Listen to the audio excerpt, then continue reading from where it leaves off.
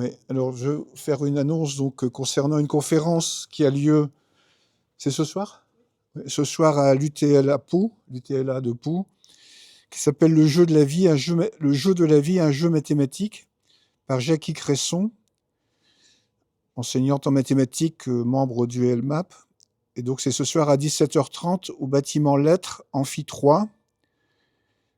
Donc le sujet, c'est le jeu de la vie, un jeu mathématique. Alors, je peux en dire quelques mots parce que je sais ce que c'est que le jeu de la vie. Et je voulais d'ailleurs peut-être en parler l'année prochaine. Le jeu de la vie, c'est une simulation informatique d'un système génétique, c'est-à-dire très simplifié, qui a été mis au point par un mathématicien qui s'appelle John Horton Conway dans les années 70 à peu près, 60-70. Et donc, c'est un jeu dont l'idée, enfin dont la conséquence plutôt, est de montrer l'émergence de structures à partir de règles très très simples. Un peu comme en biologie, on pourrait dire que le code génétique, c'est une structure très simple qui a fait émerger des structures très complexes dans le vivant. Alors là, il s'agit simplement d'une vision très simplifiée. C'est un quadrillage, comme un quadrillage, un damier, on va dire. Et ce damier, il y a dessus des cellules. Chaque case est une cellule qui est soit... Bon, je ne vais pas refaire la conférence de ce soir, mais chaque case est une cellule qui est soit vivante, soit morte. Et pour que les cellules naissent ou vivent, il y a 3 règles très particulières qui sont liées au voisinage de chaque cellule. C'est-à-dire, si on a une cellule, elle a 8 voisins autour, 3 au-dessus, 3 en dessous et 2 de chaque côté. Et selon le nombre de voisins d'une cellule, à chaque génération, soit la cellule qui est au centre meurt, s'il y a trop de voisins, elle meurt étouffée.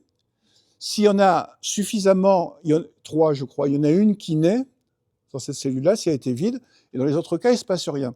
Et on regarde, on part par exemple d'une distribution aléatoire de cellules déjà vivantes, on en met une vingtaine, par exemple, un peu n'importe où, au centre de l'écran, et puis on regarde comment ça évolue. Donc c'est 3 règles très très simples. Et on voit apparaître des structures extrêmement sophistiquées. Et c'est un jeu qui a été développé donc dans les années 70, qui est toujours étudié parce qu'en fait, ça fait appel à des mathématiques très complexes et d'ailleurs pas toujours bien comprises actuellement. Et donc, c'est un système de génération de structures. Voilà, pour présenter un peu ce sujet.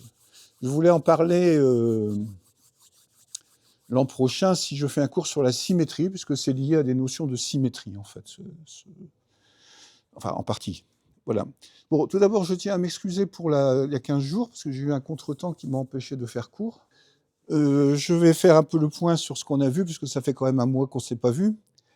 Donc, on était en train de travailler sur un des modèles de la géométrie hyperbolique. Alors, je rappelle le point de départ. Le point de départ, c'est on a un hyperboloïde qui est un modèle plongé dans l'espace à 3 dimensions. Donc, c'est une surface. Je parle de géométrie plane, en fait, toute cette année, pour le moment. À la fin, aujourd'hui, je parlerai peut-être un peu de géométrie à 3 dimensions, mais pour le moment, on parle de géométrie plane. Pas plane, à 2 dimensions, je veux dire. C'est-à-dire qu'on a un hyperboloïde, qui est donc une surface, sur laquelle les géodésiques, c'est-à-dire les lignes droites, sont en fait des hyperboles. Et étant donné que travailler sur une surface courbe comme celle-là, c'est compliqué, on ne voit pas grand-chose, donc on projette sur une carte plane. Alors, je ne vais pas reprendre la démonstration, j'aurais bien voulu avoir le tableau, mais disons que, en gros, vous avez l'hyperboloïde, c'est une hyperbole, enfin, on va le représenter en coupe, c'est une hyperbole, et vous avez un plan, et à partir d'un point qui est le centre de l'hyperboloïde, vous projetez les points de l'hyperbole sur le plan, un peu comme on le fait quand on a une sphère, et qu'on projette sur un plan, par projection stéréographique, ça donne une carte. Donc ceci donne des modèles selon le plan. On va voir aujourd'hui une autre projection, mais ce qu'on avait vu, c'est une projection qui donne un modèle qu'on appelle le disque de Poincaré, ou le disque de Beltrami-Poincaré. C'est ce disque-là. Donc ça veut dire que ça, c'est la projection, étant donné que l'hyperboloïde l'hyperboloïde, si je le représente en coupe comme ceci, quand vous le projetez, comme l'hyperboloïde possède des asymptotes, l'hyperbole, on va dire qu'on obtient par coupe, possède des asymptotes, possède un cône asymptote, ça va donner, quand je vais projeter sur le plan, ce cercle. Et donc tous les points de l'hyperboloïde se projettent à l'intérieur de ce cercle. Et la question, c'est comment se projettent les droites de l'hyperboloïde, qui sont en fait des hyperboles, comment elles se projettent. Alors, ce qu'on avait vu, je le rappelle rapidement, c'est que si je prends 2 points et que je veux dessiner une droite,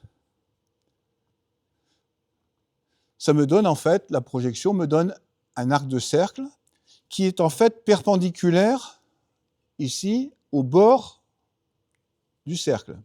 Ce bord du cercle qu'on appelle l'horizon, c'est en fait l'infini dans ce cercle. C'est-à-dire que les points qui sont ici, à l'intérieur, ils ne peuvent pas, en théorie, bon, en pratique, ils peuvent parce que c'est une construction approximative, je recommence. Si je prends un point d'abord, ici,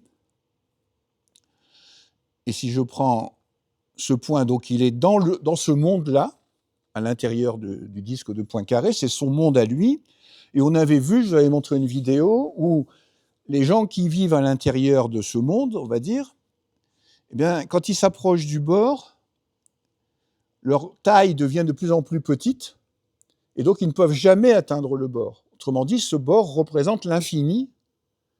C'est d'ailleurs lié au fait que c'est l'intersection avec le cône asymptote, et l'hyperboloïde ne touche jamais ses asymptotes, son cône asymptote, de même qu'une hyperbole ne touche jamais ses asymptotes.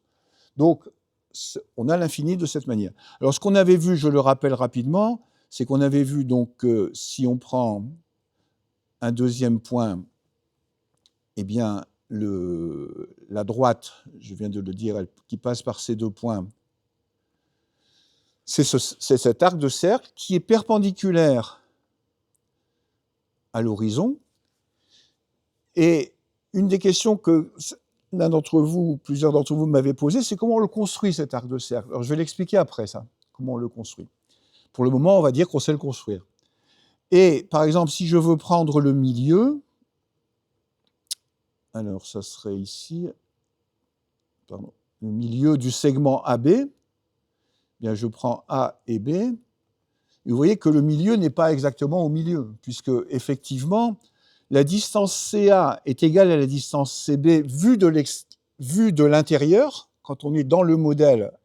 Encore une fois, si on imagine des gens qui vivent à l'intérieur, qui seraient représentés par ces points-là, eh bien, pour eux, pour aller de CA et de CAB, c'est la même distance, mais pour nous, vu de l'extérieur, c'est pas la même distance.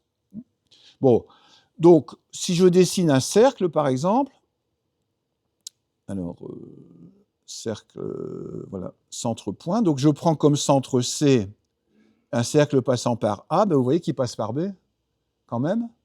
C'est-à-dire qu'on a bien le rayon CA qui est égal au rayon CB. Alors, le centre C n'est pas au centre, non plus. Et si vous déplacez donc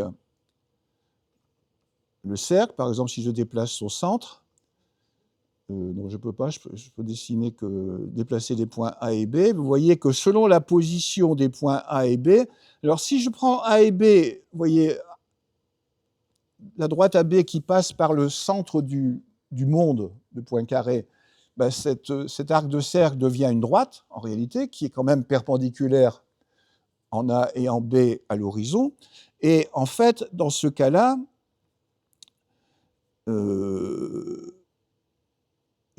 bon, là, je suis allé trop loin, il faut que je me déplace un peu sur la figure.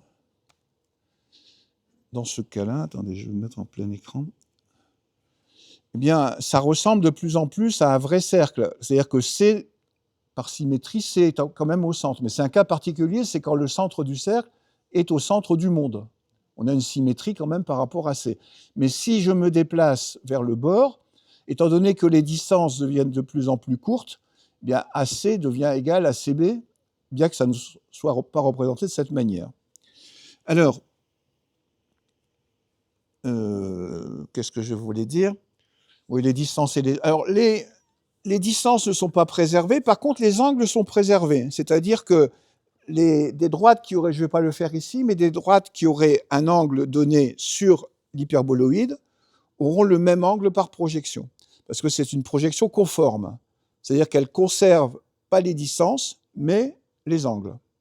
C'est ce qui fait, par exemple, dans une projection de ce type-là, pour une carte en cartographie, vous avez la forme des pays qui sont conservés, la forme des continents qui sont conservés, mais pas les longueurs dans les continents. C'est le même type de projection qu'on a ici en géométrie hyperbolique. Cette géométrie-là s'appelle géométrie hyperbolique. Bon, alors, un cas particulier, je vais supprimer ce que j'ai fait là. Un cas particulier que je vais vous le montrer, parce que je vais le détailler un peu après, c'est l'histoire des triangles équilatéraux, enfin donc des polygones réguliers, triangles équilatéraux, carrés, etc. Bon, si je veux construire un triangle équilatéral, ici j'ai la possibilité. Donc vous voyez que dans ce modèle, dans cette application de GeoGebra, vous avez des fonctions qui sont spécifiques de la géométrie hyperbolique. C'est des fonctions qui commencent par h. Hein, donc h triangle équilatéral, ben c'est un triangle équilatéral dans la géométrie hyperbolique. Donc, alors il faut que je lui donne le centre du triangle et un point, et il me construit un triangle équilatéral. Alors, ce triangle équilatéral, il a la propriété que ses trois côtés sont égaux, par définition d'un triangle équilatéral. Il a aussi ces trois angles qui sont égaux, mais par contre, contrairement au triangle équilatéral, alors on peut calculer un angle, c'est ici, je pense, c'est ici, h mesure d'un angle. Donc si je calcule l'angle DBC, par exemple, DBC, vous voyez qu'il ne mesure pas 60 degrés, bien que le triangle soit équilatéral. Et vous pouvez vérifier que si je prends l'angle BDC,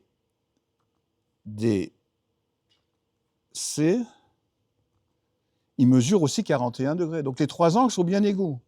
Mais comme la somme des angles ne fait pas 180 degrés en géométrie hyperbolique, la somme des angles est inférieure à 180 degrés, eh bien, vous avez que les angles d'un triangle équilatéral ne sont pas égaux. Ce qui a des conséquences très surprenantes. Par exemple, si j'éloigne le point, si j'éloigne un sommet, eh bien, à la fin, je peux avoir... Vous voyez que les angles deviennent de plus en plus petits. Et si le sommet B arrive sur l'horizon, alors en théorie, il ne peut pas être sur l'horizon. L'horizon est inatteignable. Mais ici, sur la figure, je peux le faire. Alors d'abord, le triangle va disparaître. Mais vous voyez que l'angle, il devient nul. Donc vous avez un triangle équilatéral dont les trois angles sont nuls, qui est quand même un triangle équilatéral. Alors c'est ce qu'on appelle un triangle idéal, parce qu'en fait, il n'existe pas dans la mesure... Mais ça correspond au fait qu'en géométrie euclidienne, à ce qu'on avait vu en géométrie classique, on va dire, en géométrie plane classique, et dans l'extension qu'on avait vue, qu'on appelle géométrie projective, eh bien, si vous avez un angle et que vous envoyez le sommet de l'angle à l'infini, vous obtenez deux droites parallèles. Ça correspond à ça ici. Deux droites parallèles, elles ont un angle nul. Sauf qu'en géométrie affine, on ne peut pas envoyer un point à l'infini vraiment. Il faut se mettre en géométrie projective. Il n'y a pas de point à l'infini dans le plan normal. Mais ça correspond à cette situation, c'est-à-dire que là, je suis en train d'envoyer le sommet B à l'infini, et ces trois angles deviennent nuls. C'est comme si, en fait, vous aviez un triangle avec trois côtés parallèles. Ça serait l'équivalent en géométrie euclidienne. Bon, alors, je vais pas le faire pour le carré, pour ne pas perdre trop de temps. Je vais le reprendre après, parce que je vais vous montrer après ce qui se passe pour les pavages. Les pavages, c'est le fait de recouvrir donc la surface par des pavages réguliers, de recouvrir la surface par des polygones réguliers. On va voir ce que ça donne dans cette géométrie-là. Bon, donc, je essaie de revenir, ça j'en ai plus besoin. Bon, je ne vais pas le fermer quand même, on ne sait jamais. Alors, je reviens à la question. Alors, malheureusement, comme je n'ai pas de tableau, ça va être un peu pénible. Ou alors, je verrai après. Peut-être je le ferai sur le tableau qui est derrière. La question qui a été posée, quand vous avez donc le disque de Poincaré, vous avez 2 points, comment vous faites pour dessiner le cercle passant par ces 2 points et qui coupe orthogonalement l'horizon? Alors ça, c'est un problème de construction géométrique qu'on peut faire avec GeoGebra, puisqu'en fait, les constructions qui sont faites là sont faites de cette manière. Donc je vais expliquer, parce que ça correspond à une idée que certains d'entre vous ont peut-être vue dans leurs études mathématiques. Quand j'étais élève, c'était en 67, j'étais en terminale, et on appelait ça la puissance d'un point par rapport à un cercle et l'inversion. Alors, je vais réexpliquer ça de manière un peu rapide, parce qu'en fait, on va voir que c'est lié à cette idée-là. Donc, l'idée, c'est l'idée de symétrie par rapport à un cercle. Voilà. Alors, ça, j'aurais bien aimé le faire au tableau, mais bon, je ne vais pas pouvoir, il va falloir le suivre là-dessus. Donc, je vais simplifier un peu le... Alors, vous voyez que... Alors, je vais parler d'abord de la symétrie par rapport à une droite. Ça, c'est la symétrie habituelle en géométrie. Là, je vais me placer en géométrie euclidienne, puisqu'en fait, les constructions sont faites à partir de la géométrie euclidienne. Symétrie par rapport à une droite, qu'est-ce qu'on appelle symétrie axiale? Alors, la symétrie axiale, ça veut dire que vous avez une droite, c'est la symétrie habituelle, et à chaque point M, vous pouvez faire correspondre un point M', qui est défini de cette manière-là. C'est-à-dire, bon, ici, j'ai oublié de mettre l'angle droit, là, il y a un angle droit. En gros, la droite D est médiatrice de MM'. C'est comme ça qu'on construit la symétrie par rapport à une droite. Alors, qu'est-ce qu'elle a comme propriété? Alors, là, c'est la définition. Alors, c'est une involution, ça veut dire quoi? Ça veut dire que si M a pour image M', bah M' a pour image M. Donc, une involution, ça veut dire que si je compose la symétrie avec elle-même, je retrouve l'identité. De M, je passe à M' par cette transformation, et ensuite de M', si je cherche l'image de M', bah, je retombe sur M. Donc c'est l'identité. La composée des deux symétries, c'est l'identité. Ensuite, les points invariants, c'est-à-dire les points qui ne sont pas transformés par la symétrie, bah, ce sont les points de l'axe. Si vous prenez un point sur l'axe, comme le point I, bah, son image, son symétrique, c'est I lui-même. Donc on dit que I, c'est la droite invariante. Je rappelle tout ça parce que je vais faire la même chose avec un cercle après. Au lieu d'avoir un axe, je vais prendre un cercle. Et puis les droites invariantes, maintenant, c'est-à-dire que les droites qui sont transformées en elles-mêmes, ben, vous avez la droite D elle-même. Hein, si vous faites le symétrique de la droite D par rapport à la droite D, ben, c'est la droite D. Et puis vous avez toutes les droites perpendiculaires. Par exemple, la droite MM' est globalement invariante, c'est-à-dire, alors, c'est pas tout à fait la même invariance, c'est-à-dire qu'ici, c'est l'invariance point par point. C'est-à-dire qu'un point a pour symétrique lui-même, et c'est vrai pour tous les points, tandis qu'ici, un point a symétrique à un autre point, mais c'est sur la même droite. Donc on dit que c'est globalement invariant. Donc vous voyez que là, la dernière idée, c'est que une droite qui est invariante, c'est une droite perpendiculaire à l'axe. Et inversement, on va inverser l'idée, on va dire que on va définir être perpendiculaire par être invariant. Autrement dit, on va partir de l'idée, si une droite est invariante, alors je dirais qu'elle est perpendiculaire. Et c'est comme ça qu'on va le définir là-bas. Si quelque chose est invariant, c'est qu'il est perpendiculaire. Alors que dans la vie courante, on va dire, dans la vie courante mathématique, on dit plutôt le contraire. On dit que si c'est perpendiculaire, alors c'est invariant. Mais c'est équivalent. Alors ici, on va définir, on va se placer maintenant, parce qu'on en a besoin pour construire les géodésiques dans le plan, dans le disque de Poincaré, on va définir ce que c'est qu'une droite perpendiculaire en disant qu'elle est invariante par une certaine symétrie. On vient de dire qu'une droite perpendiculaire, c'est une droite qui est invariante par la symétrie axiale. Là, on va dire qu'une droite, que les droites qui correspondent à ça, c'est-à-dire en fait les cercles sont perpendiculaires quand ils sont invariants par une certaine symétrie, mais qui est la symétrie par rapport à un cercle. C'est-à-dire que la droite rouge, ici, je la remplace par un cercle. Dans le modèle de Poincaré, ça sera le disque horizon. Et cette symétrie, qu'on appelle souvent inversion plutôt, Alors, je vais montrer deux choses. Je vais montrer comment on l'a construit, comment on construit le symétrique d'un point n. Ça va me donner un point n' symétrique par rapport à ce cercle-là. Et comment on retrouve cette situation-là comme cas particulier. C'est-à-dire que cette symétrie-là est plus générale que celle-là.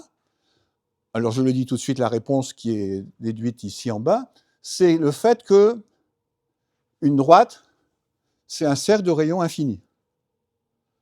Donc, si je prends cette construction-là et que j'agrandis le rayon du cercle qui est en rouge, je vais retomber sur cette situation-là.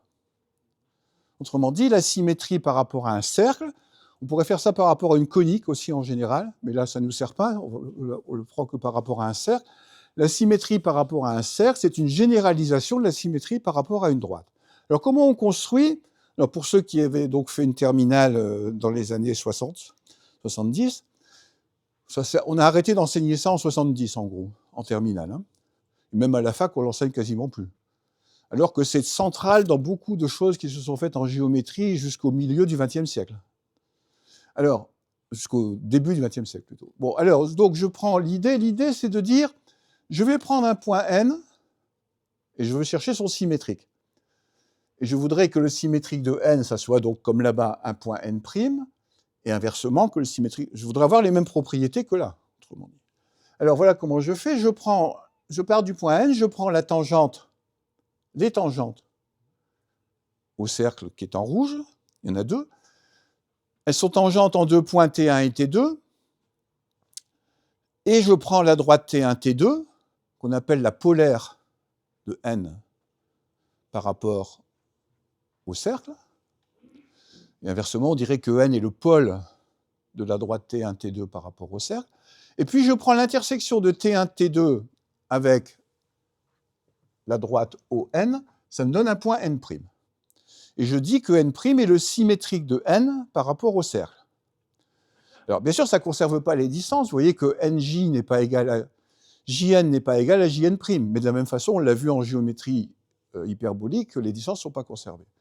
Ça n'empêche que, alors si j'ai le contraire, c'est-à-dire si je pars de n', ben je fais le contraire, c'est-à-dire je trace, si je pars de n' qui est à l'intérieur du cercle, je trace une droite n', à vrai dire, je peux prendre n'importe laquelle, et puis je vais faire la construction inverse.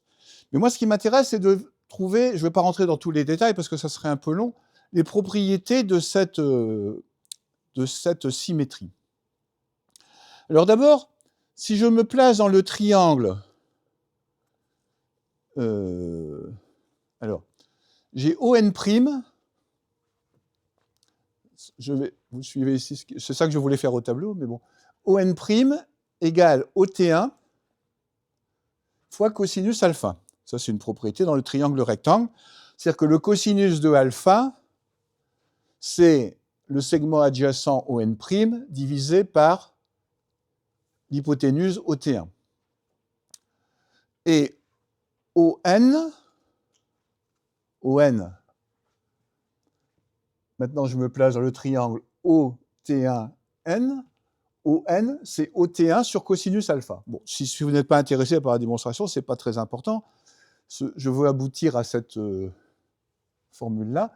Et donc, en multipliant ON par ON', vous voyez, en multipliant les deux premières égalités, qui sont des égalités trigonométriques, en multipliant les deux premières égalités membre à membre, j'obtiens que les cosinus alpha vont disparaître, donc ça fait OT1 carré. Donc j'ai ON fois ON' qui est égal à 1. Alors j'ai pris un rayon égal à 1. On peut le faire avec un rayon quelconque, mais c'est plus. Pour ce que je fais avec le disque de points carrés, ça suffit, R égale 1. Et donc j'ai ON', donc j'ai ON égale R au OT1 carré, ça fait R au carré. Ici, si j'ai pris R égale 1, ça fait 1. Donc j'ai ON' égale 1 sur ON, c'est ce qui justifie le terme d'inversion. C'est l'inverse. ON', c'est l'inverse de ON. C'est pour ça qu'on appelait ça au départ inversion. Maintenant, comme on le classe dans les symétries, on appelle ça symétrie par rapport à un cercle. Alors, je ne sais pas si je vais développer tout ça parce que ce n'est pas très important pour la suite, mais disons qu'ici en bas, il faudrait que je déplace ça un petit peu, ouais.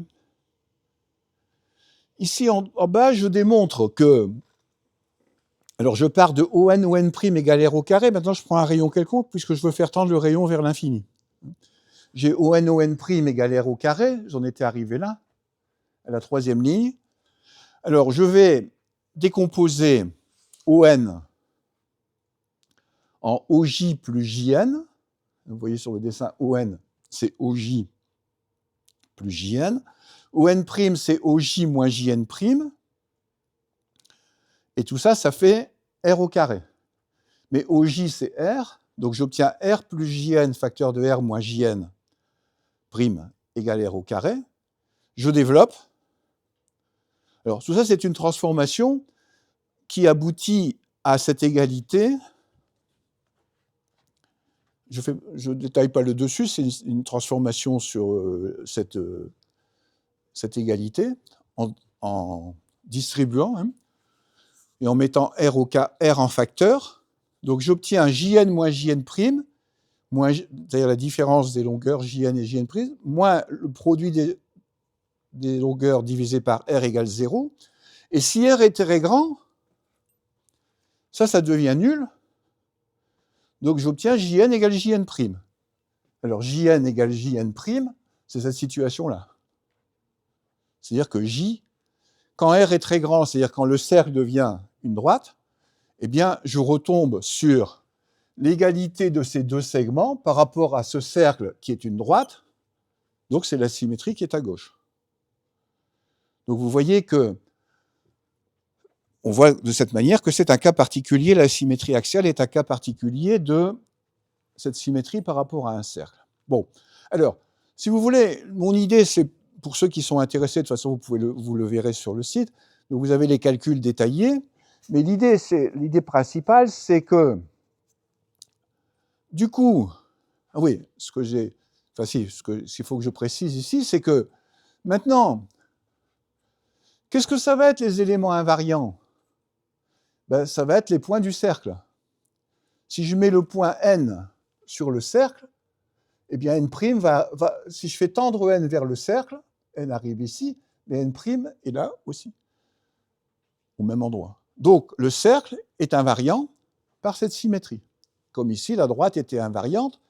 Et de la même façon que, on va le voir après dans la diapositive suivante, de la même façon que on va avoir comme point invariant non seulement l'axe, c'est-à-dire ici le cercle, mais aussi les cercles orthogonaux.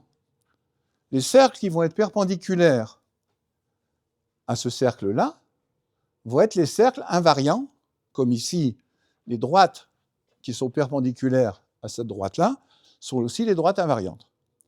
Donc ce qu'on va appeler cercles orthogonaux, c'est les cercles invariants par cette symétrie. Bon, alors j'y reviendrai après si vous avez, à moins que vous ayez des questions tout de suite, mais le calcul, il n'est pas très...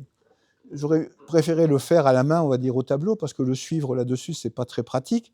Mais vous avez une idée de la démonstration de ce résultat, c'est-à-dire qu'on a une symétrie, au sens où cette symétrie vérifie les mêmes propriétés que celle-là. Oui? Ben, un cercle orthogonal, ça va être un cercle qui, si je prends un cercle, par exemple, orthogonal au point TA, ça va être un cercle qui serait tangent à OT1. C'est là qu'il me manque un tableau. Un cercle orthogonal, c'est un cercle qui fait un angle droit avec les tangentes. C'est-à-dire ici, si je dessine... Alors attendez, peut-être je peux en dessiner un quand même sur cette figure. Je vais en dessiner un. Si je prends par exemple ce cercle de centre N passant par T1, ben, il est orthogonal au cercle en rouge. D'accord? Et ce cercle-là va être invariant par la symétrie, parce qu'il est orthogonal. Autrement dit, orthogonal et invariant, c'est la même chose, comme là-bas. Sauf que là-bas, c'est pour les droites. Alors, il y a des propriétés particulières de cette transformation qui ne sont pas valables. Toutes les propriétés ne sont pas valables, mais en tout cas, ces propriétés qui sont là sont valables dans les deux cas. C'est celle qui m'intéresse. Et cette construction va me permettre, dans le cas de la géométrie hyperbolique, dans le disque de Poincaré, va me permettre de construire les cercles orthogonaux, en me servant de cette construction. Alors, je vais vous montrer après. Est-ce qu'il y a d'autres questions? Si vous voulez le faire en vous-même, d'ailleurs, je vous donnerai un exercice à faire tout à l'heure là-dessus, si j'ai le temps d'ici la fin de l'heure. Je vous donnerai le même exercice à faire dans le cas de la géométrie sphérique, qu'on va voir après. C'est-à-dire de la géométrie non euclidienne à courbure positive. Alors, et vous aurez le même genre, donc vous essaierez. Et si vous avez des questions, envoyez-moi vos questions par mail. Hein, je peux répondre à vos questions sur la technique de calcul, on va dire, qui n'intéresse pas nécessairement tout le monde là aujourd'hui. Alors, je reviens à la troisième partie. Donc, je réponds à la question, la méthode de construction d'une droite.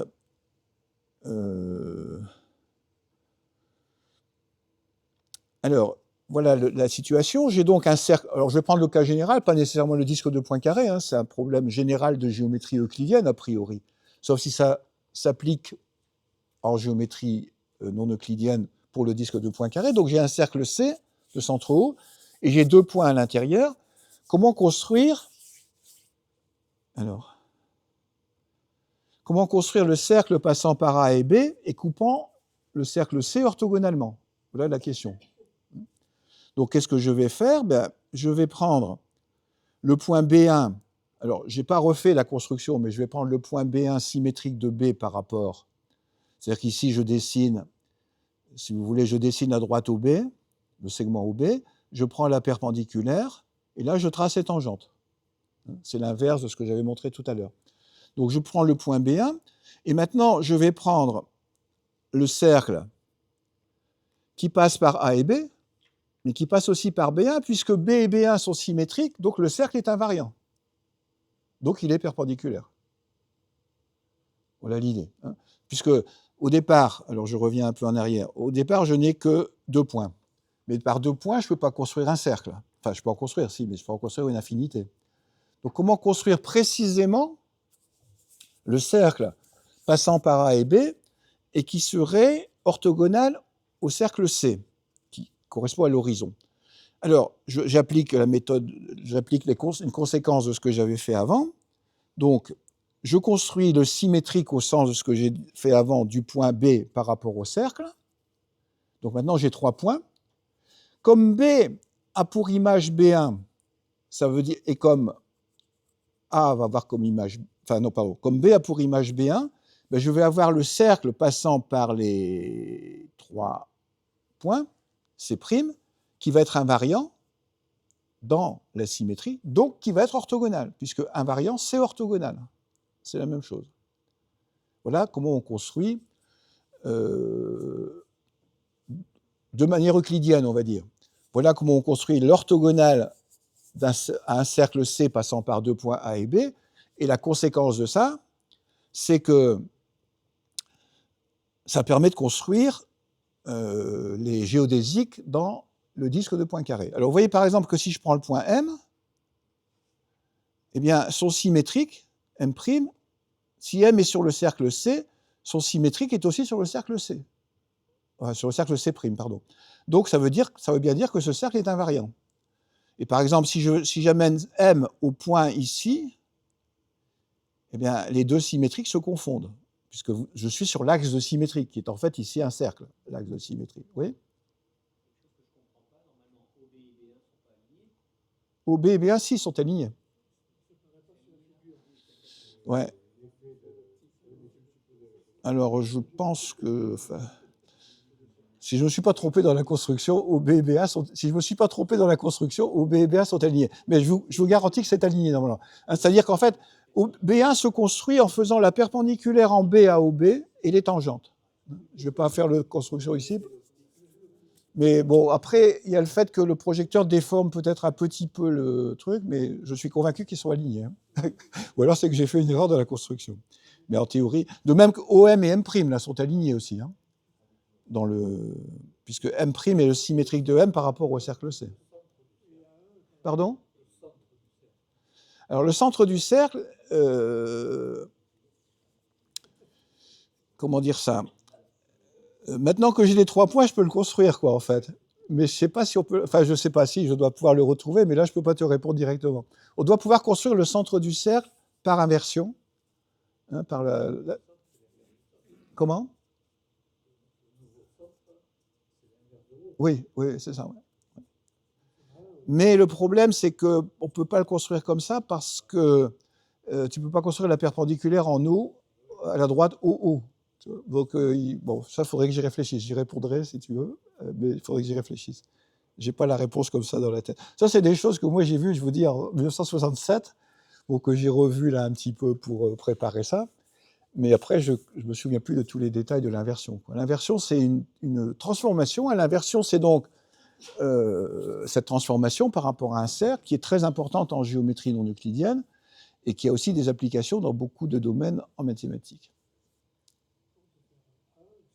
Comment? Le symétrique de A. Oui, oui, oui.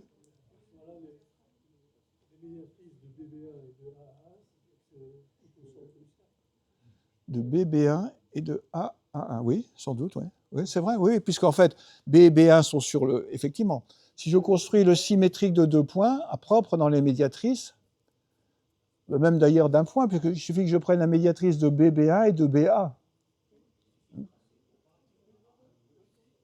OA, OA, ça va me donner OA1, oui, ça va me donner le point.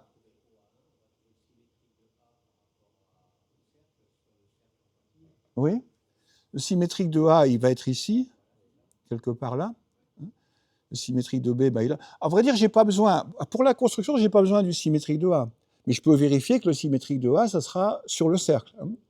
Mais en fait, j'ai besoin que du symétrique d'un seul point, parce que j'ai besoin que de 3 points. C'est un bon moyen de vérification, d'ailleurs, puisque si vous prenez le 4e point, ça marche aussi. Et pour avoir le centre, donc on peut prendre effectivement la médiatrice de BB1 et le centre de C', la médiatrice de BB1 et la médiatrice de BA, mais je pensais à une autre construction qui éviterait de construire B1, quoi, en fait. Hein. Est-ce que je pourrais construire le centre directement en ayant simplement A et B? Ça, je vais y réfléchir. Alors, revenons à... Donc ça, c'est la partie qui consistait à répondre à la question de la construction. Alors, je vais parler un petit peu... Là, on a vu à peu près tout ce qui était important au point de vue de la géométrie hyperbolique, c'est-à-dire cette géométrie, enfin la géométrie hyperbolique dans le modèle du disque de points carrés. On va voir d'autres modèles après. Hein. C'est-à-dire celle qui est obtenue par projection de l'hyperboloïde sur un plan particulier, à partir d'un centre particulier. Maintenant, on va voir quelque chose qui est, d'une certaine façon, plus de la culture mathématique, enfin encore qu'en mathématiques, on s'en sert énormément, mais par exemple, c'est ce qui correspond à ce qu'a fait Escher, c'est-à-dire la construction des pavages hyperboliques. Hein, les dessins d'Escher sont des constructions de pavages hyperboliques, de pavages du plan hyperbolique, c'est-à-dire de pavages du disque de points carrés. Alors, qu'est-ce que c'est qu'un pavage? Un pavage, c'est le fait de recouvrir une surface par des polygones, on va dire, en géométrie plane. Si je suis en géométrie euclidienne, il n'y a que 3 pavages possibles. Ça, c'est assez surprenant.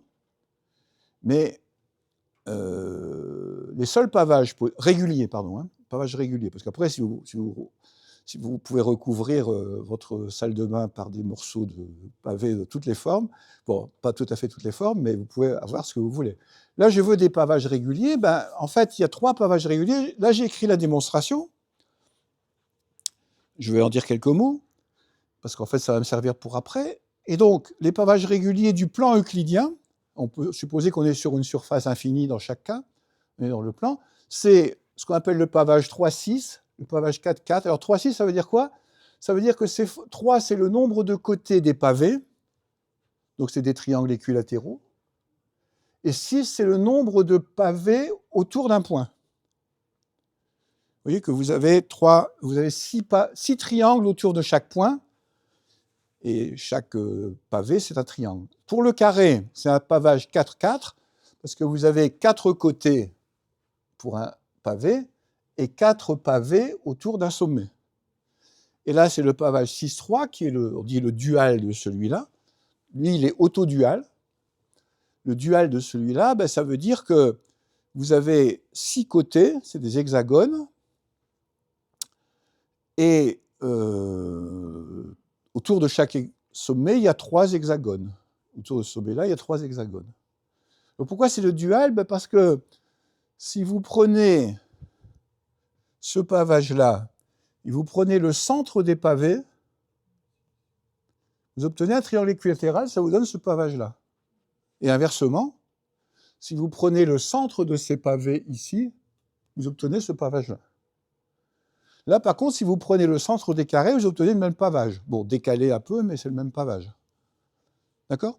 Donc la dualité, c'est le fait de passer, enfin dans ce cas-là, c'est le fait de passer d'une figure avec une structure à une figure dont les sommets, enfin une figure dont les sommets ont une certaine structure, à une figure dont les sommets seraient les centres de symétrie de la figure précédente. Ici, ce seraient les centres de symétrie de chaque triangle. Voilà. Donc, alors comment on démontre qu'il n'y en a que 3 ? En géométrie plane, hein, toujours. Eh bien, j'ai un pavage qui a P côtés, hein, on dit que c'est P, on appelle ça P et Q. Donc j'ai P côtés, je vais considérer le cas très général, où je me pose la question, qu'est-ce que je peux choisir comme valeur de P et de Q ? P étant le nombre de côtés, Q le nombre de polygones autour de chaque sommet. Hein, ce que j'ai écrit. Alors toujours, quand je dis polygone, c'est polygone régulier. Hein. Donc c'est ce que j'ai écrit là. Alors, la somme des angles d'un polygone, si je prends un polygone, à P côtés, alors ça c'est P-2 fois pi. Alors je mets les angles en radians, sinon c'est P-2 fois 180 degrés. Alors pourquoi ? Alors c'est là que ça me manque le tableau. Si vous prenez un polygone, alors comment je peux faire ça ? Je peux faire ça ici peut-être. Si je prends ce polygone-là, je veux connaître la somme des angles, je veux dire angle intérieur.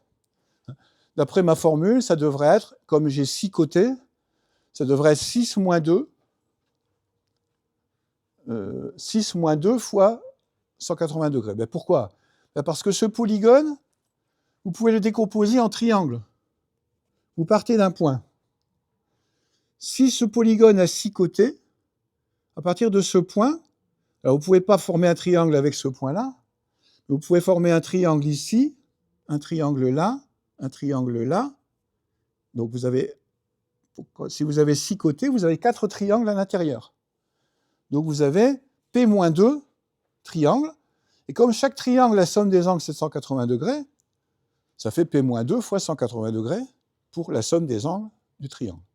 Bon, il faudrait le faire en détail, mais l'idée, c'est ça. Hein. Je décompose chaque polygone. D'ailleurs, même s'il n'était pas régulier, ça marcherait, ma démonstration. Hein. Je décompose chaque polygone en P-2 triangles, et puis je fais la somme des angles à l'intérieur, et en le faisant, vous allez vous apercevoir que ça donne ça. Donc, chaque angle, maintenant, comme il est régulier, il y a P angles, puisqu'il y a P côtés, il y a P angles. Ici, vous avez 6 côtés, vous avez 6 angles intérieurs. Donc, chaque angle a pour mesure ça divisé par P. D'accord ? Donc, maintenant, comme donc cet angle-là, prenons cet angle-là, ça mesure, dans un cas général, P-2 pi sur P. Maintenant, autour d'un point, j'ai Q polygones. Donc en multipliant cet angle-là par Q, ça va me donner 360 degrés. Donc, Q fois, puisque j'ai Q angle autour d'un sommet, cet angle-là, ça donne 2π. C'est-à-dire 360 degrés. Ça, c'est une équation. P et Q sont des nombres entiers. Ce qu'on appellerait une équation diophantienne, c'est-à-dire que c'est une équation dont les solutions doivent être des nombres entiers. Alors, en transformant cette équation, est-ce que vous avez des questions d'abord pour arriver à cette équation ? Après, le reste, c'est du calcul. Donc l'idée, c'est, pour avoir l'angle, je décompose en triangle. Alors là, je me sers du 5e postulat d'Euclide, puisque je me sers du fait que la somme des angles fait 180 degrés. Vous voyez que ça ne marchera pas en géométrie hyperbolique. La somme des angles sera inférieure à 180 degrés, donc il y aura une contrainte en moins, d'une certaine façon. Parce que égal, c'est moins contraint que inférieur. Inférieur, il y aura plus de solutions. On verra qu'il y a plus de solutions. Bon, donc, je calcule un des angles. Je dis qu'autour d'un sommet, il y a Q angles. Et comme autour d'un sommet, ça fait 2π. Donc, ça me donne ça. Et puis maintenant, donc, qu'est-ce que je vais faire? Eh bien, je vais faire... Alors, je peux diviser par π ici. Et puis, je vais faire le numérateur, Q fois P-2 égale P fois 2.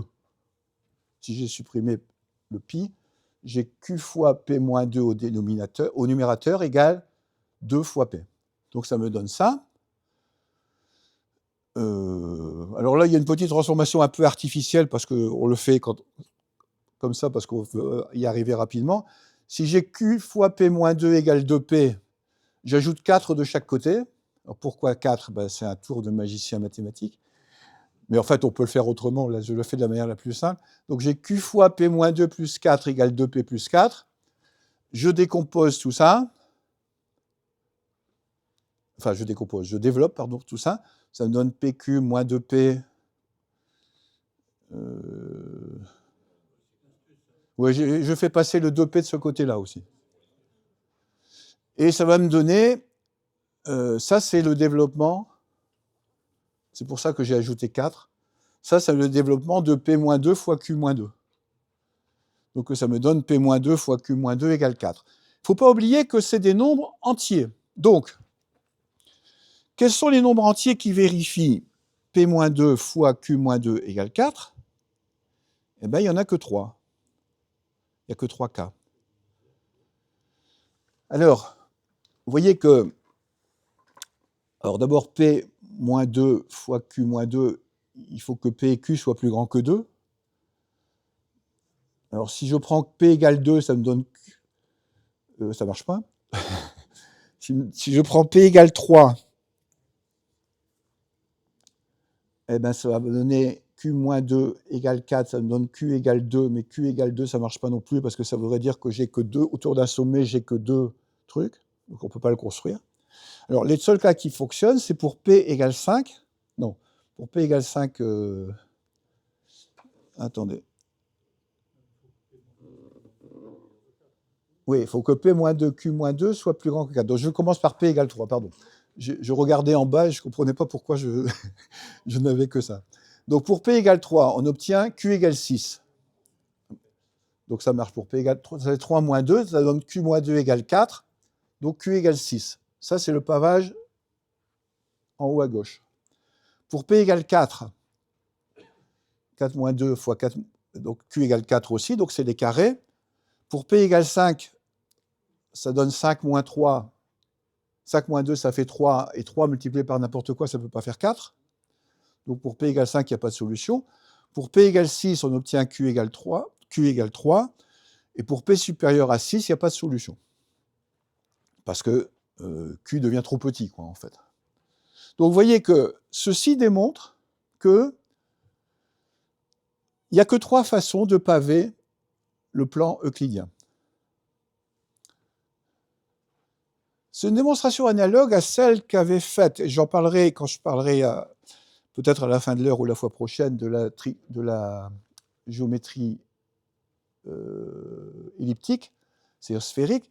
C'est une démonstration analogue à celle qu'avait faite Platon pour démontrer qu'en dimension 3, il n'y avait que 5 polyèdres réguliers. Ça, c'est basé sur la même idée. Je la ferai, cette démonstration, la prochaine fois ou à la fin de l'heure. Bon, donc, la question qui va se poser, c'est maintenant dans le plan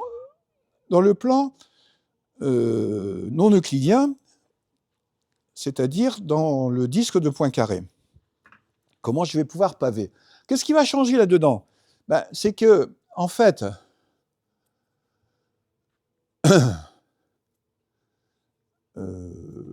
qu'est-ce que j'avais dit tout à l'heure?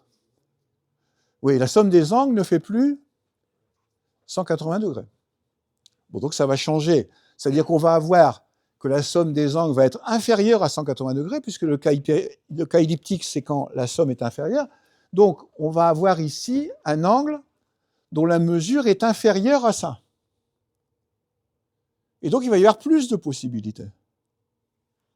On va voir qu'il y a une infinité de possibilités. Alors, je vais le faire de manière générale, s'il n'y a pas de questions là-dessus. Je vais le faire, je veux dire... alors, attendez. Ouais, je suis là. Alors, voilà le cas hyperbolique. Alors, ces pavages sont ceux qu'utilise Escher pour ses dessins. Alors, la démonstration est la même. Hein. Vous voyez que j'obtiens, sauf que j'obtiens ici P-2, Q-2 supérieur à 4. Alors, je ne vais pas refaire tout, mais il faut me croire, au lieu d'avoir égal 4 tout à l'heure, ici j'ai supérieur à 4 à cause de l'inégalité qui est ici. C'est-à-dire que les angles, la somme des angles ne fait pas 180 degrés. Elle est inférieure à pi dans un triangle. Donc en remplaçant partout des égalités par des inégalités, bon, ici c'est une erreur, c'est 2p ici, ça ne sert à rien. Et j'ai la même démonstration. Donc vous voyez que maintenant P-2, Q-2 supérieur à 4, ça va donner plus de possibilités que P-2, Q-2 égale 4. Alors ces possibilités, je vais prendre Wikipédia pour les montrer, parce que, et après je vous montrerai la construction d'un exemple. Alors je vais ouvrir un nouvel onglet. Alors, c'est ici. Bon, voilà. Alors, ce sont les cases de couleur, ici, de fond bleu, hein, qui correspondent. Là, c'est une classification de tous les pavages dans toutes les géométries, mais ce qui correspond à la géométrie hyperbolique, ça correspond aux cases de fond bleu. Alors là, vous avez par exemple le pavage 3-7. Alors, le pavage 3-7, vous avez bien 3 côtés, et autour de chaque sommet, 7 triangles. 3 côtés pour le pavé. Alors, les côtés, bien sûr, sont des arcs de cercle orthogonaux, hein, comme on l'a vu tout à l'heure. Ce côté-là, par exemple, de là à là, c'est un arc de cercle qui est, ici, si je le continue, alors je ne vois pas bien sur mon dessin, il va quelque part là-bas, et il coupe ici, si je le continue, il coupe orthogonalement l'horizon. Alors bien sûr, on ne garde que le côté, on ne dessine pas toute la droite, mais vous voyez que vous avez cette partie-là, celle qui est proche du centre, qui est plus grande, qui est plus grande vue de l'extérieur, mais encore une fois, tous les pavés sont identiques. Vus de l'intérieur, tous les pavés sont identiques. Et vus de l'extérieur, c'est-à-dire de notre point de vue, ils deviennent infiniment petits sur le bord, parce que là, on s'approche de l'infini. Donc vous avez bien, c'est un pavage 3-7, avec la nomenclature de tout à l'heure. Voilà un exemple de pavage qui correspond à la situation P-2 fois Q-2 supérieur à 4 de tout à l'heure. Alors je vais prendre un autre, par exemple ici je vais prendre 6-7. Alors vous avez 6 côtés, c'est un hexagone ceci, avec régulier, et si je prends un point, bah, autour de ce point, vous avez 7 hexagones. Autour de chaque point, autour de ce point-là, vous avez 1, 2, 3, 4, 5, 6, 7 hexagones. Un hexagone étant, bon là on ne voit pas bien parce que y a des côtés par ici, là, ça se prolonge, hein, bien sûr, mais en tout petit. Donc voilà un autre pavage régulier du disque de Poincaré. Bon, peut-être un troisième, et puis après on passera à autre chose. Bon, je sais pas, on va prendre 8-6, 8-8, 8-8, c'est quoi? Bon, je ne les connais pas. Voilà, 8-8, donc vous avez un octogone, et en chaque sommet, vous avez 8 octogones. Bon, voilà. Alors, pour faire les constructions, je vais me servir d'un site qui les fait, qui montre comment ça se fait. Ce n'est pas hyper compliqué, simplement c'est long, c'est-à-dire qu'il faut appliquer pour chacun des points pour chacun des points, la construction que j'ai montrée tout à l'heure des cercles orthogonaux, quoi, en fait. Tous les arcs de cercle que vous dessinez là doivent être orthogonaux à l'horizon pour que ça soit un polygone régulier. Des questions là-dessus? Alors, oui, je vais vous montrer donc la génération des pavages sur un site. Alors c'est un site en espagnol, bon, mais ça n'a pas grande importance pour... Enfin, c'est un site, disons que c'est une application GeoGebra qui est sur le site de GeoGebra. Alors, vous pouvez choisir P et Q. Là, vous avez P égale 7, Q égale 3. Donc, ça veut dire que vous choisissez... Alors, pour une valeur de P donnée, vous ne pouvez pas choisir... Par exemple, ici, on voit que Q égale 3 sera la plus petite valeur possible. Vous ne pouvez pas choisir quand même n'importe quoi. Donc, si je prends Q égale 4, par exemple... Enfin, je prends P égale 7 d'abord, mais si je prends P égale 8, vous voyez, ou P égale 9, je n'ai pas le même pavé, ce qu'on appelle le pavé modèle. Alors, je reprends P égale 7. Alors, pour P égale 7, je peux prendre Q égale 3, à cause de la formule P-2 fois Q-2 supérieur à 4 de tout à l'heure. Et ça va donner donc ceci. Vous voyez que là, il construit avec GeoGebra le pavé. Bon, je l'arrête après. Au final, ça va donner ceci, quand on le fait jusqu'au bout, enfin, suffisamment longtemps pour que ça donne. Vous voyez que vous avez bien un heptagone, des heptagones de cette côté, donc, et qu'autour d'un sommet, ici, vous avez 3 heptagones. Donc, c'est un pavage régulier, et on peut en construire comme ça. Si je vais prendre un autre exemple. Alors je ne sais pas s'il faut que je change P. Je vais prendre P égale 10 et Q égale 5. Alors, vous voyez que l'octogone...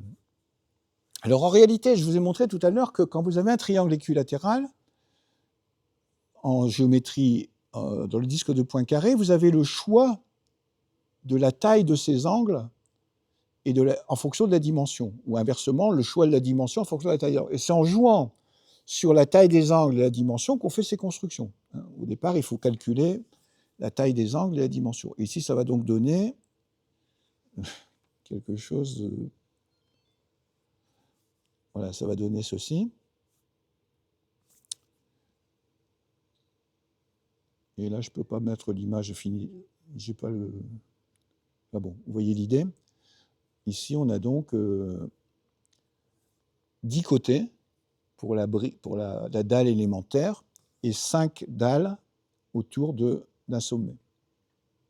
Donc, d'une certaine façon, et maintenant c'est un point bien compris en mathématiques, la géométrie hyperbolique est beaucoup plus riche que la géométrie euclidienne.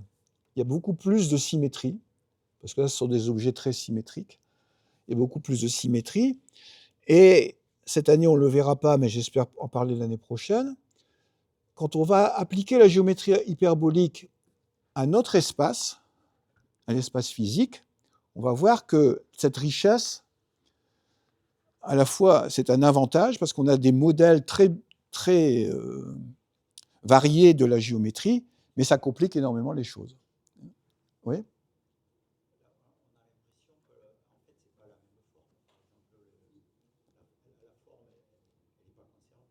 La forme ? Oui. Enfin, la forme, disons... alors là-dessus, on a l'impression que non, c'est pas conservé si on prend par exemple ici, mais c'est pas conservé parce qu'on s'est vu de l'extérieur. Mais vu de l'intérieur, ce sont des polygones réguliers comme les autres, j'allais dire. Nous, vu de l'extérieur, on a la déformation qu'on a lorsqu'on regarde une carte. Si on regarde une carte, on voit qu'il y a des choses qui ne sont pas conservées.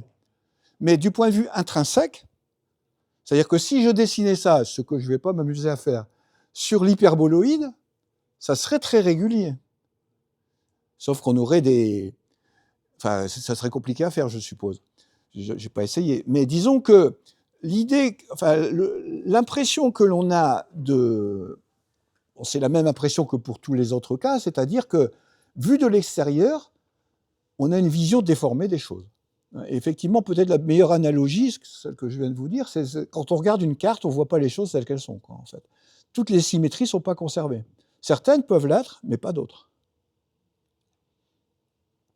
Bon, par exemple, ici, les angles sont conservés, puisqu'on voit bien que, quelle que soit la position des polygones, je l'ai montré tout à l'heure avec un triangle équilatéral, les angles sont égaux, quand même. Ça se voit, parce qu'il c'est une projection stéréographique, elle conserve les angles, mais pas les longueurs. Donc, si on ne conserve pas les longueurs, il y a une rupture de symétrie vue de l'extérieur. Nous, dans le monde dans lequel on vit, on fonctionne avec des symétries, ça c'est une idée d'ailleurs qu'il faudrait creuser. L'année prochaine, je vais faire un cours sur les symétries. Plusieurs cours. Enfin, je vous dirai la semaine prochaine ce que je vais faire l'année prochaine, mais il y aura plusieurs cours sur les symétries. Notre espace ambiant, il est structuré par les symétries que l'on voit. Mais d'abord, les symétries ne sont pas les seules. La preuve, c'est qu'en mathématiques et en physique, on invente d'autres symétries. Mais notre espace, il est quand même localement symétrique. C'est-à-dire qu'on voit les objets comme étant symétriques. Enfin, les objets symétriques, on les voit symétriques. Mais disons que ceci, ce n'est pas conservé lorsqu'on fait une projection. Si vous prenez même une ombre, vous prenez un objet symétrique comme un triangle équilatéral, si vous le projetez, comme on faisait avant des ombres chinoises sur un mur, vous n'allez pas conserver la symétrie. Selon la façon dont vous mettez le triangle, bien sûr, par rapport au mur. Donc, on perd de la symétrie par projection. D'autres questions? Alors, bon, ça termine, je pense, oui, ça termine ce que je voulais dire, donc je vais passer après à un autre modèle. Ça termine ce que je voulais dire sur le disque de Klein, le disque de Poincaré, pardon. Alors, le disque de Poincaré, de Beltrami-Poincaré, c'est peut-être pas le premier qui soit apparu dans l'histoire comme modèle de la géométrie hyperbolique, mais c'est celui qui est le plus souvent utilisé. Enfin, je dis ça, je ne suis pas tout à fait sûr, mais il est très couramment utilisé, on va dire, tout simplement. Alors, je vais vous montrer un deuxième modèle. Alors, un modèle, c'est simplement, je rappelle, le fait de projeter un hyperboloïde. Vous avez projection de l'hyperboloïde. Alors, je vais...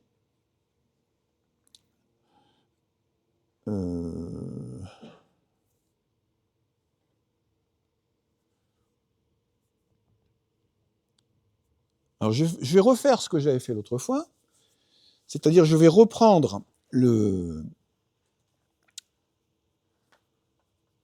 l'hyperboloïde, mais je ne vais pas le projeter sur le même plan et pas par rapport au même point. Dans le cas du disque de Klein, je projetais par rapport à un plan qui était ici, en dessous de celui-là, on va dire, tandis qu'ici, je vais projeter sur un plan tangent au sommet de l'hyperboloïde. Alors, vous avez encore un cône asymptote. Ici, vous voyez, vous avez le cône asymptote. Et en fait, alors, attendez. Non, c'est peut-être pas ça qu'il faut que je prenne. Excusez-moi. Je ne suis pas sûr que ce soit celui-là qui soit le bon. C'est peut-être celui-là. Voilà, ouais, c'est plutôt celui-là. L'autre, il n'était pas terminé. Alors, voilà, j'obtiens donc, je prends comme plan de projection pour faire la carte, je prends le plan tangent à l'hyperboloïde, à la partie supérieure de l'hyperboloïde, et je projette à partir du centre O du repère. L'hyperboloïde, je rappelle, son équation, c'est x carré plus y carré moins z carré égale moins 1. Et je projette donc, alors je vais avoir la même chose que tout à l'heure, c'est-à-dire que j'ai un horizon ici, sur le plan, là vous voyez à droite ce que ça donne. Et donc quand je projette un point N ici, eh bien, sa projection, ça consiste à joindre au N et à prendre l'intersection N', qui est ici, et là, avec le plan de projection. Et ce que vous voyez, c'est que cette fois-ci, avec cette projection-là, la projection de l'arc AB, ça va être un segment, et puis un arc de cercle. C'est-à-dire que les droites vont être des droites, pour rassurer certains d'entre vous. Les droites vont être des droites. Sauf que ce n'est pas des droites parce que là, elles s'arrêtent à l'infini. Donc les droites, c'est-à-dire ici une droite, ce que j'appelle une droite, c'est ça, hein, c'est-à-dire c'est une hyperbole sur l'hyperboloïde. Donc, quand j'éloigne le point B ici, alors il faut regarder, alors là on ne le voit pas trop, quand on est ici, on ne voit pas grand-chose à cause de la projection, mais ici vous avez le contenu de ce plan-là. Donc, si j'éloigne le point B sur la droite AB, c'est-à-dire sur la droite en rouge, ben vous voyez que le point B', là-bas, il se rapproche de B infini. Ce que j'appelais B infini, c'est le point à l'infini dans cette direction-là. Mais il va jamais, là, je ne peux pas aller plus loin, mais ça, c'est à cause de GeoGebra. Mais même si j'allais très loin, le point B' ne dépasserait pas B infini. C'est-à-dire il va à l'infini. Mais la différence, c'est que les lignes droites, les géodésiques du paraboloïde, de l'hyperboloïde, vont être ici des droites en projection. Alors ça peut être rassurant, mais en même temps, c'est compliqué parce qu'on ne va pas conserver les angles, du coup. Ni les distances non plus, d'ailleurs. On ne va plus rien conserver. La seule chose qu'on va avoir comme avantage, c'est qu'on va avoir des droites au lieu d'avoir des arcs de cercle, comme géodésiques, dans le modèle qu'on appelle le modèle de Klein, de Beltrami-Klein, précisément. Donc dans ce modèle, c'est la même chose que le disque de Poincaré. Le disque de Klein, c'est la même chose, sauf que une droite, c'est l'intersection d'une droite avec le disque, en fait. C'est-à-dire un segment dont les points à l'infini sont sur l'horizon. Oui ? Je peux poser une question pour vérifier que j'ai bien compris quelque chose. Le plan tangent à l'hyperboloïde, il est à une certaine hauteur, si je puis dire, par rapport à l'axe Y et X. Il est à une unité. Ça, c'est conventionnel. On pourrait... Oui, c'est parce que ça dépend de l'équation de l'hyperboloïde. Alors pourquoi on prend comme équation de l'hyperboloïde x carré plus y carré moins z carré égale moins 1, ce qui donne cette hyperboloïde-là dont le sommet est là, en 1, pas le sommet de la partie supérieure. En fait, ça correspond au pôle Nord. Hein, si on avait une sphère, pour une sphère, vous avez comme équation x carré plus y carré plus z carré égale 1. Donc ça veut dire que la distance que vous calculez est définie par cette équation. Quand vous calculez une distance dans l'espace de dimension 3, vous prenez x carré plus y carré plus z carré. Si vous prenez la distance entre un point O et un point M en dimension 3, si le point M a comme coordonnées x, y, z, la distance c'est x carré plus y carré plus z carré. Et la boule unité, c'est x carré plus y carré plus z carré égale 1. En géométrie hyperbolique, vous faites la même chose. Alors, pourquoi vous prenez moins 1 ? C'est parce que j'ai écrit l'équation à l'envers. Mais par exemple, en relativité, on ne l'écrirait pas comme ça. Mais ça veut dire que pour l'hyperboloïde, vous prenez comme distance z carré moins x carré moins y carré. Vous écrivez z carré moins x carré moins y carré égale 1. Et vous obtenez la boule unité dans l'espace hyperbolique. Et la boule unité, c'est ça. Bon, c'est ça avec la partie qui est en dessous aussi, hein, parce qu'il y a une partie en dessous. On a dit qu'on n'utilisait que la partie supérieure. Alors, donc ça veut dire que ce point-là, il est déterminé par l'équation. Parce que je prends la boule unité, quoi, tout simplement, en géométrie hyperbolique. Bon, en tout cas, ce qui correspond ici... Et par contre, le plan, c'est obligatoirement le plan tangent au pôle Nord. Ça serait le pôle Nord, c'est-à-dire le point de coordonnées 0, 0, 1 sur une sphère. Et de la même façon que dans la partie en dessous, vous avez le pôle Sud qui, lui, est vers le haut. C'est le point haut de la deuxième partie de l'hyperboloïde. Alors, ce qui différencie donc le modèle de Klein du modèle de Poincaré, c'est qu'ici, on va avoir comme géodésique des droites dans la carte. Sauf que je l'ai dit, je le répète parce que c'est important, ça n'est pas un modèle conforme, c'est-à-dire que les angles ne sont pas conservés. Par exemple, les triangles équilatéraux n'auront pas 3 angles égaux dans le modèle. Alors, je vais passer moins de temps parce que après les idées à part cette distinction, les idées seront les mêmes. Vous voyez qu'ici, si je prends le point n, hein, je n'ai pas fait, mais si je prends le point n qui se déplace sur la droite AB, vous voyez bien que le point n' se déplace sur le segment, enfin sur la droite. Donc on a bien que l'image, la projection, donc l'image de ceci, c'est bien une droite. La droite AB. Bon, alors, on va faire quelques petites constructions. Là, j'ai mis ne fonctionne pas en local, ça veut dire que ça ne fonctionne pas sur mon ordinateur pour un truc que je ne comprends pas. Donc, ça n'a pas grande importance. Je vais le prendre sur Internet. Ici. Alors, on va faire quelques constructions pour voir la différence avec le disque de Poincaré. On ne va pas passer trop de temps parce que, bon, vous voyez par exemple ici, donc vous avez l'extérieur. Voilà. L'horizon, et puis le monde lui-même, il est là. Donc si je construis une droite, je prends 2 points, vous voyez que là, la droite, c'est une droite. La géodésique, donc c'est une droite. Quelle que soit la position des points, ici,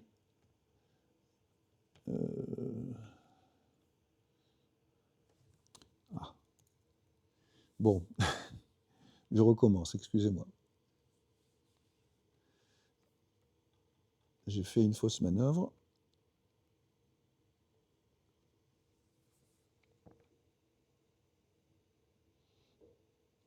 Voilà. Alors, je vais simplement suivre ce que j'avais fait plutôt que d'essayer d'improviser mal.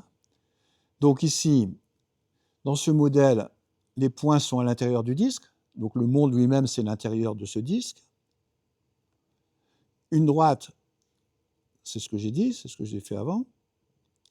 C'est une droite. Si je prends... Alors là, j'ai rappelé la formule qui donne la distance à partir du... Mais ça n'a pas d'importance ici. À partir du birapport. La distance entre 2 points est donnée par une formule comme celle-là, où A et B, ben, c'est les 2 points. Et puis AI et BI, c'est les points à l'infini. AI est ici, BI est là-bas. Ça, c'est ce qu'on appelle le birapport. J'avais indiqué, c'est le rapport des rapports de distance. La distance est donnée par cette formule. Et donc, vous voyez ici que vous avez... J'ai pris le milieu. Et si je déplace, en essayant de ne pas me tromper comme tout à l'heure, si je déplace ici, ça se voit moins bien, mais le milieu n'est pas exactement au milieu. C'est comme tout à l'heure avec...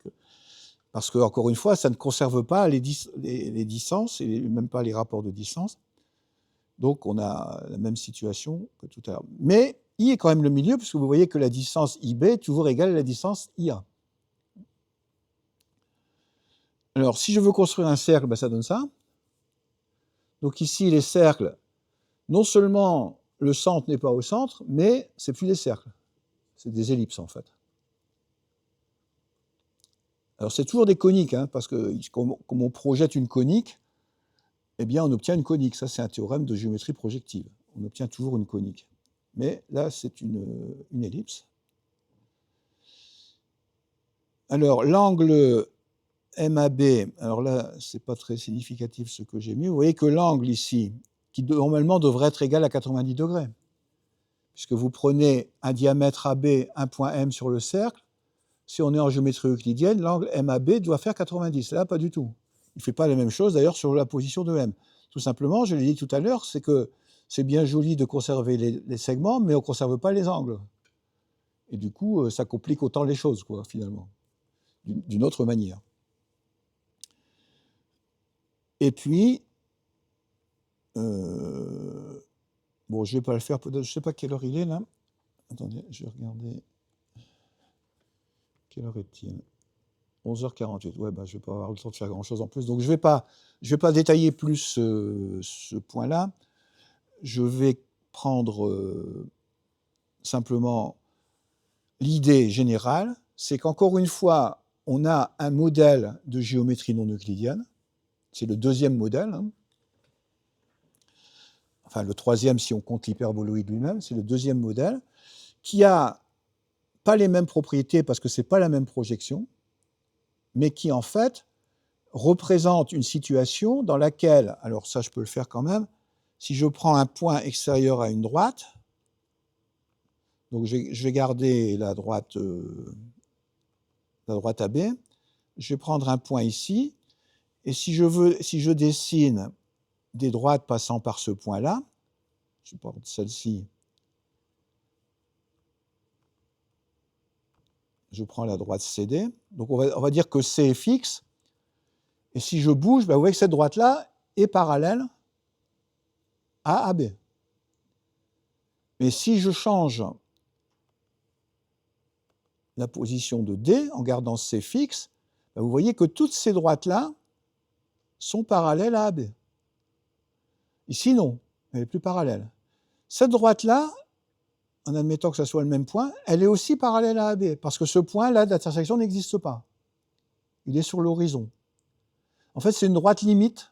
Toutes les droites parallèles sont des droites parallèles à AB passant par C, sont entre cette droite-là et celle-ci.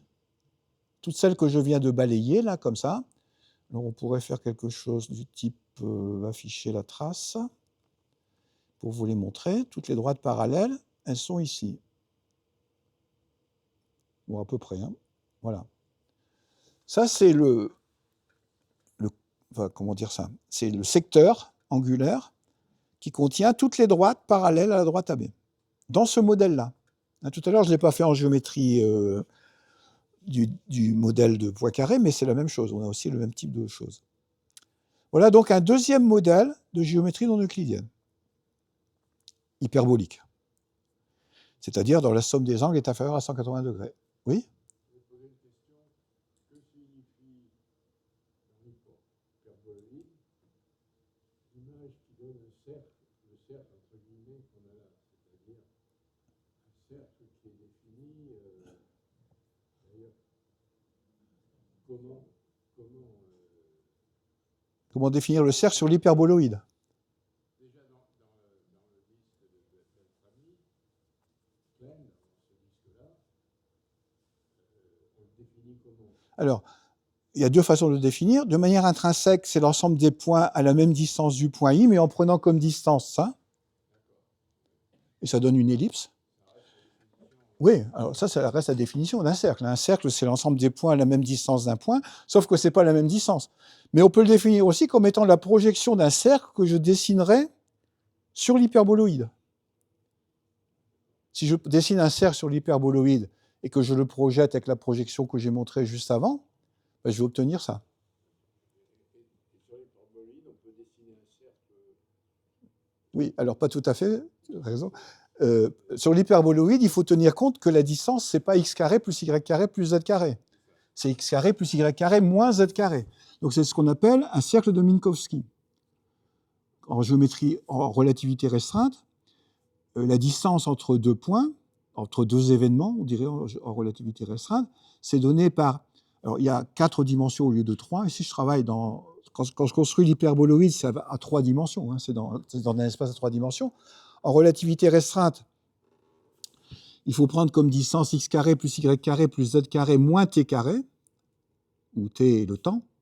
Mais ici, en fait, en mathématiques, indépendamment de la physique, on prend x carré plus y carré moins z carré. Ça revient au même. C'est comme si z était le temps, d'une certaine façon.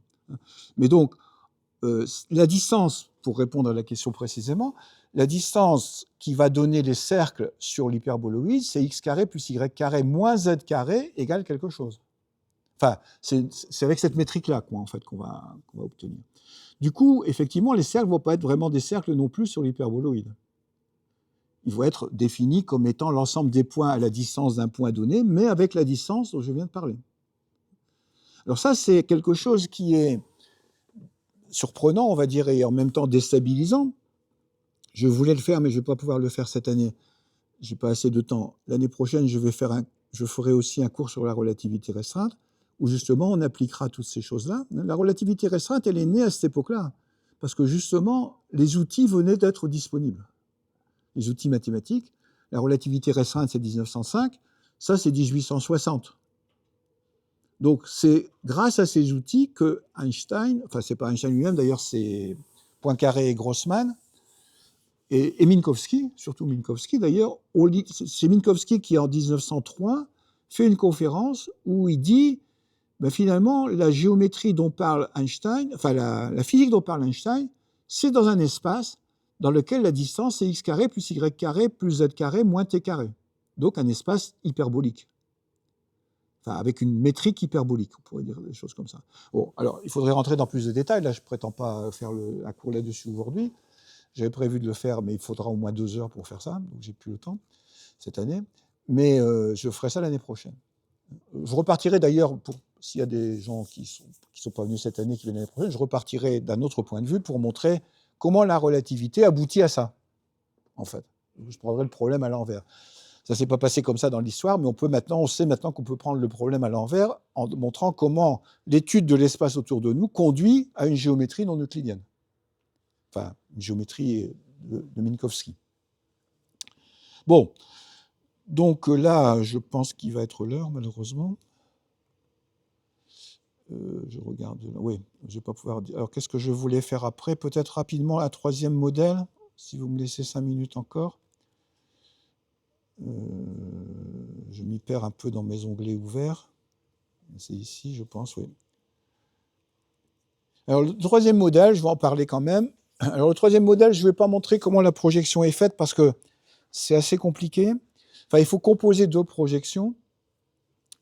Donc, je vais vous le montrer simplement. Donc, c'est un troisième modèle de géométrie non euclidienne qui a été fait par Poincaré. Alors, cette fois-ci, l'espace n'est plus un disque, c'est un demi-plan. Donc, alors il faut qu'on voit le bas.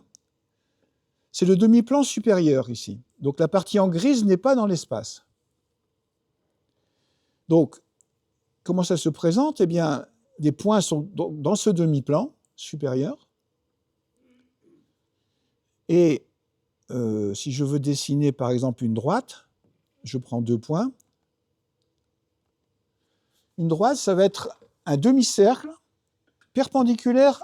Alors, la ligne d'horizon, ça correspond à la frontière qui est en bas, là. Donc, encore une fois, D et E n'existent pas. Ce sont des points limites, des points à l'infini. Mais donc, une droite, c'est soit un demi-cercle perpendiculaire, c'est un demi-cercle, hein, pas un arc de cercle, un demi-cercle perpendiculaire à l'horizon, soit, dans les cas particuliers, alors attendez, il faut que je récupère le point C, par exemple, soit, si je mets C au-dessus du premier point, ça donne une droite perpendiculaire.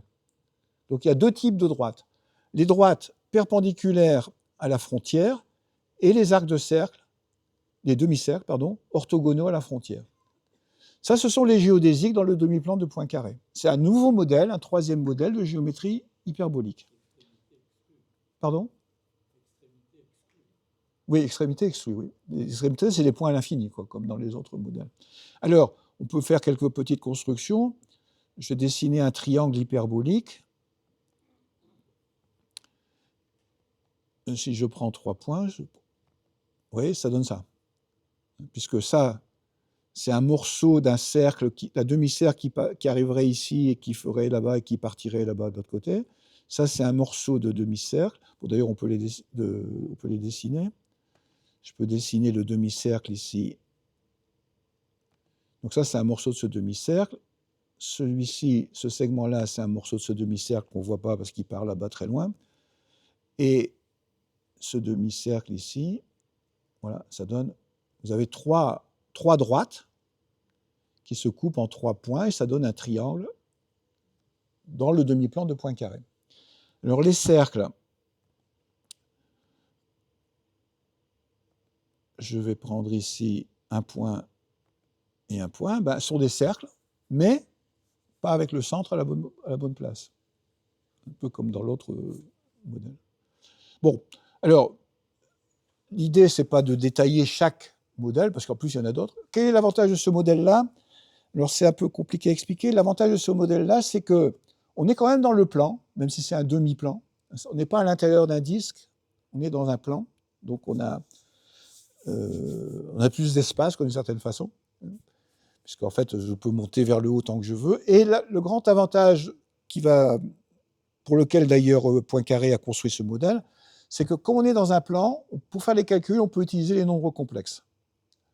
Et donc, il va faire, chaque point ici correspond à un nombre complexe. Alors, pour ceux qui ne savent pas, simplement, si le point a pour coordonnées A et B, ben, le nombre complexe, ça va être A plus BI.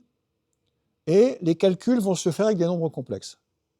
Et ça aboutit à une théorie qu'on appelle les groupes fuchsiens, qui est la théorie pour laquelle Poincaré a construit ce modèle. Pour nous, ce n'est pas très intéressant, en tout cas pas pour cette année. L'idée quand même, donc, si je fais un résumé de tout ce qu'on a fait, c'est qu'on a vu donc depuis le début de cette année, enfin depuis quelques semaines en tout cas, on a vu 3 modèles, 4 si on considère l'hyperboloïde, 4 modèles de la géométrie non euclidienne à courbure négative, c'est-à-dire dans laquelle la somme des angles est inférieure à 180 degrés. Il reste une chose à voir, mais on en a déjà parlé, c'est le cas de la courbure positive, c'est-à-dire de la sphère. Là, on a une géométrie non euclidienne, dont la somme des angles sera supérieure à 180 degrés. On verra la prochaine fois un modèle de ça. En fait, ça correspond à la surface d'une sphère, mais qu'on projette aussi en projection stéréographique sur une carte. Voilà, je vais m'arrêter là pour aujourd'hui. La fois prochaine, donc, je terminerai cette partie, je ferai une synthèse, ce sera le dernier cours, je ferai une synthèse de ce qu'on a fait depuis le début de l'année, et puis j'expliquerai ce que je veux faire l'année prochaine. C'est-à-dire, en gros, reprendre certains points de cette année, mais en les approfondissant. Par exemple, qu'est-ce que c'est que l'infini, qu'est-ce que c'est que la symétrie, toutes ces choses-là. Et puis, la relativité restreinte. Donc ça, c'est un peu mon projet que je suis en train de mettre au point pour l'an prochain. Voilà, je vous remercie de votre attention. Si cette vidéo vous a plu, vous pouvez nous rejoindre à l'Université du temps libre de Tarbes et de Bigorre à l'adresse utl-tb.info. Et n'oubliez pas, si ce n'est déjà fait, de vous abonner.